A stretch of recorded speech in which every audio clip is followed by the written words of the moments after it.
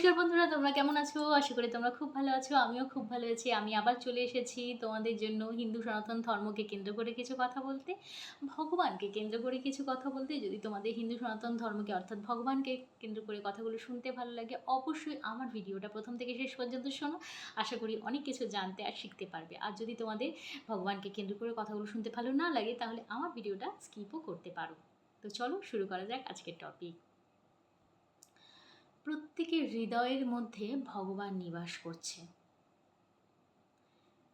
এটা আমরা কিন্তু ছোটবেলায় বইতে কিন্তু আমি পড়েছিলাম, এটা বইতে ছিল।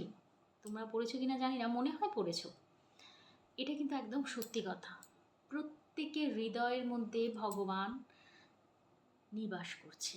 তাই প্রত্যেককে সম্মান দিতে শেখো, প্রত্যেককে ভালোবাসতে শেখো।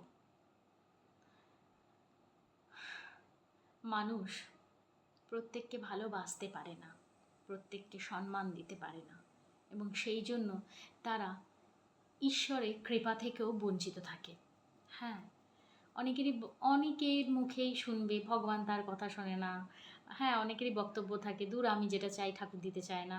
হ্যাঁ, ঠাকুরের কাছে কত মানসিক করে আসলাম, কিন্তু কাজ কিন্তু হলো না। ঠিক আছে, দেখো, কোনো কিছু কাজ করতে গেলে তোমাকেও তো সেই রকমভাবেই তৈরি হতে হবে। তুমি মানুষের মনে দুঃখ দিচ্ছ, তোমার কাজ কি করে হবে? এবার তুমি বলবে মানুষের মনে দুঃখ দেওয়ার সাথে কাজ করার কি সম্পর্ক, ভগবানের কি সম্পর্ক? এই আত্মাটা কোথা থেকে আসছে? যদি সায়েন্স রিলেটেড কথা বলি, আত্মার ইনভেনশন এখনো পর্যন্ত সায়েন্স করতে পারেনি। এই আত্মাটা পরমাত্মার দেওয়া। তো প্রত্যেককে ওই পরমাত্মা একটা করে আত্মা দিয়েছে, এবং যার ফলস্বরূপ সে কথা বলছে, কর্ম করছে, সে জগতে এসে জগতের ভৌতিকগুলো ভোগ করছে। অথচ যেই আমরা পৃথিবী জগতে আসি, তখন সেই পরমাত্মাটাকেই আমরা ভুলিয়ে দেই।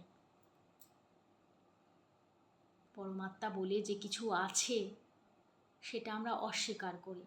আমার মতে, আমার কেন জানি মনে হয়, এই যে অনেকে বলে না আমি নাস্তিক হচ্ছে, আমরা ভগবান মানি না, ভগবান বলে কিছু আছে, আমরা এই সমস্ত জিনিসগুলো, আমার মনে হয় তাদের মতন পাপী কিন্তু কেউ হয় না।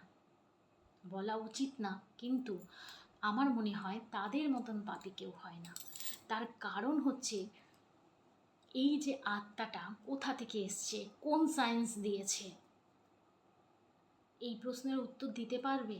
দিতে পারবে না, কখনোই পারবে না। এখনো পর্যন্ত একটা মাতৃগর্ভই উৎপন্ন করতে পারল না। সায়েন্স এত অ্যাডভান্স হয়ে গেছে আজকের ডেটে। যেখান থেকে বাচ্চা তৈরি হবে, সেই কিন্তু মায়ের পেটেই ইনজেক্ট করে বাচ্চাটাকে উৎপন্ন করা হয়। এখনো পর্যন্ত মাতৃগর্ভই দিতে পারল না, তারপর তো আত্মা ছেড়েই দাও। যদি আত্মার ইনভেন্ট করতে পারতো, তাহলে মানুষ মরতো না, এটুকুও শুনে রাখো। মেবি অনেকে হয়তো মিথ্যা কথা বলতে পারে, যদি সেমনি হতো তাহলে মানুষ মরতো না। কারণ এ দেশে বা বিদেশে যেখানেই হোক, পয়সার কমই কিন্তু মানুষের কাছে নেই। করোনার সময় এক্সে বার্কার এই বড়লোকরা মারা গেছে, যাদের কাছে পয়সার কমই কিছু নেই। এই হয়েছে ব্যাপার।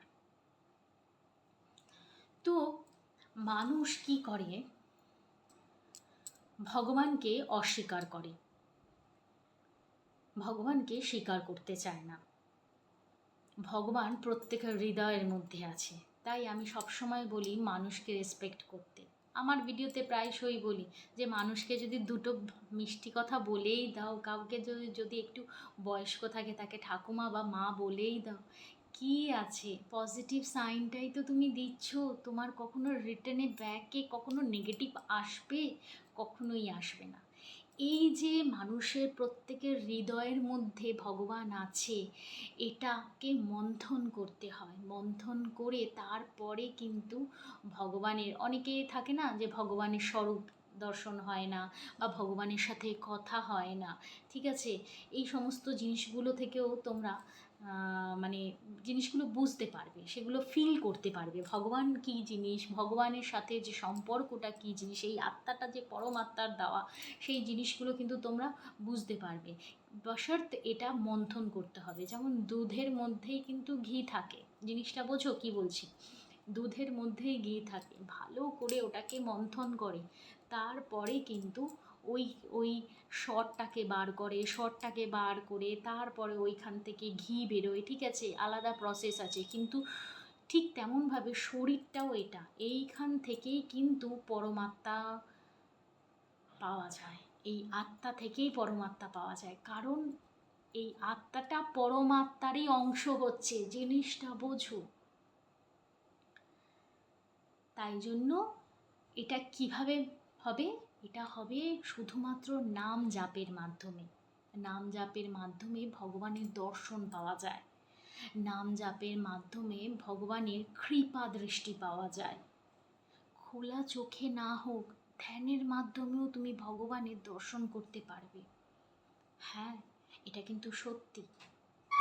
মানুষ কিন্তু দর্শন করে আজকের ডেটেও ভগবানকে। তোমরা যদি নিজেকে মন্থন না করো, তাহলে কিভাবে ভগবানের সাথে তোমাদের সম্পর্ক গড়ে উঠবে? কিভাবে ভগবানকে দর্শন করবে? কিভাবে ভগবানের আশীর্বাদ লাভ করবে? যদি তোমরা ভগবানের স্বরূপ দর্শন করতে চাও, যদি তোমরা ভগবানের কৃপা পেতে চাও, অবশ্যই নিজেকে মন্থন করো। এবং নিজেকে মন্থন তখনই করতে পারবে যখন তোমরা ভগবানের নাম জাপতে শুরু করবে। জানো, এই কলিযুগে ভগবানরাও লালায়িত থাকে মানুষ রূপে জন্মগ্রহণ করার জন্য। কারণ কলিযুগে বলা হয় ভগবানকে প্রাপ্ত করা খুব সহজ। আগেকার দিনে সত্যযুগ, দ্বাপর যুগ, এই সমস্ত যেসব যুগ গেছে, এগুলো ত্রেতা যুগ, এগুলোতে না নানা তপস্যা করছে সাধুরা, বছরের উপর বছর তপস্যা করছে, তবুও ভগবানের দর্শন পাচ্ছে না। তারপর হলো যজ্ঞ, ভগবান রামচন্দ্রের সময় যজ্ঞ করতে হতো, তবে গিয়ে ভগবানের দর্শন। যজ্ঞ ফলবে কিনা তারও কোনো ঠিক নেই, মানে অনেক প্রসেস ছিল, আরও অনেক কিছু ছিল। কিন্তু আজকের কলিযুগে শুধুমাত্র ভগবানের প্রাপ্তির নাম জাপের মাধ্যমে হয়, নিজেকে মন্থন নাম জাপের মাধ্যমে হয়। এই নাম জাপের মাধ্যমে আজকের ডেটে অর্থাৎ কলিযুগে ভগবানের দর্শন পাওয়া যায়। আমরা যে সারা দিন বলতে থাকি না, এটা দাও, ওটা দাও, সেটা দাও, হ্যানা দাও, ত্যানা দাও, সব কিছু একবার নাম জাপ করেই দেখো না, একবার নাম জাপের স্বাদ নিয়েই দেখো না। অনেক সময় আমরা মোবাইলে, টিভিতে সময় নষ্ট করি, 5টা মিনিট নিজেকে সময় দিয়েই দেখো না।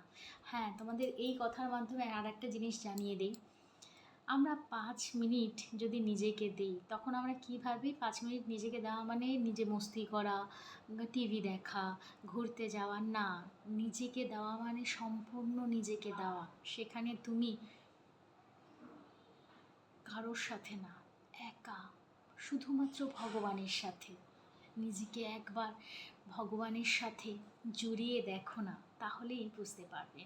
তো বন্ধুরা, যতটুকু জানি তোমাদের সাথে শেয়ার করলাম। যদি ভালো লেগে থাকে অবশ্যই আমার চ্যানেলটাকে সাবস্ক্রাইব করবে, লাইক করবে, কমেন্ট করবে, আর শেয়ার করতে একদম ভুলবে না। যদি কোনো টপিকের উপর জানতে ইচ্ছা করে, তো অবশ্যই কমেন্ট সেকশানে কমেন্ট করবে। তো আজকের মতো টাটা।